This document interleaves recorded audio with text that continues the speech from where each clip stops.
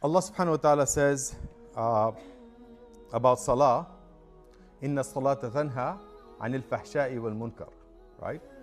That salah prevents you from that which is wrong or which is shameful, correct?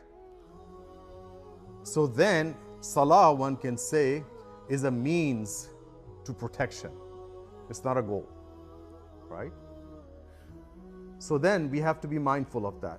Fasting, Allah Azza wa Jal says, Ya ayyuhalladhina amanu kutiba alaykum as-siyamu kama kutiba ala alladhina min qablikum la'allakum, who knows the last part?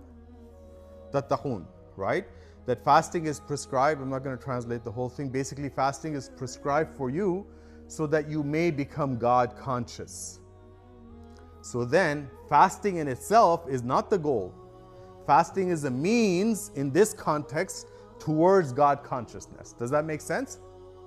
So salah, one can also say, take it beyond that ayah and say that the word salah, anybody knows what the word salah means? The word, we translate it as we call it prayer, right? But really, to call it prayer is doing it gross injustice. But unfortunately, that's the closest thing that perhaps exists in English, because salah is not a word, but it's rather it's a concept. Anybody know what the root is of the word salah? Sulah, right? Know what that means? What does that mean? Connection. So it's the concept. So this specific type of worship that we engage in, it is there for us to connect with our Creator, to draw a line, a link, right? A connection between the creation and the Creator. So then the goal, when I was asking, is what I was saying specifically. So the goal is not to simply pray. Goal is to gain something from that prayer, and that is protection. That is connecting with Allah subhanahu wa ta'ala. The goal behind fasting is not simply to starve ourselves.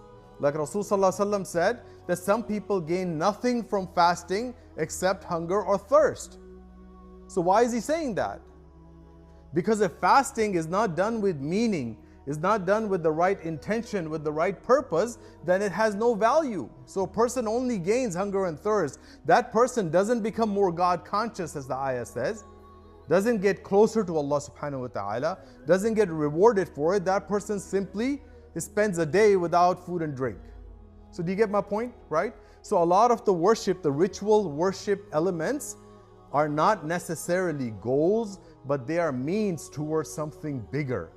And it is important for us to focus on that there is a goal behind it, and then assess and evaluate ourselves so we understand that, okay, I am doing this to get to that, just like we do in our workplaces, just like we do in our schools, and so on and so forth.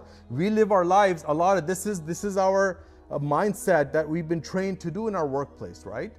Goals and objectives, and we set those. So similarly, or not even similarly, even at a higher level, it is important for us to set goals, that there is a goal for salah. And the goal is 1, 2, and 3, primarily to connect with Allah subhanahu wa ta'ala. So then I have to frequently evaluate and assess to see, am I achieving that goal, and to what extent? Is it working for me? Because without doing that, it just becomes mundane, right? It becomes mechanical, and we continue to do something, yet gain nothing from it, or gain very little from it.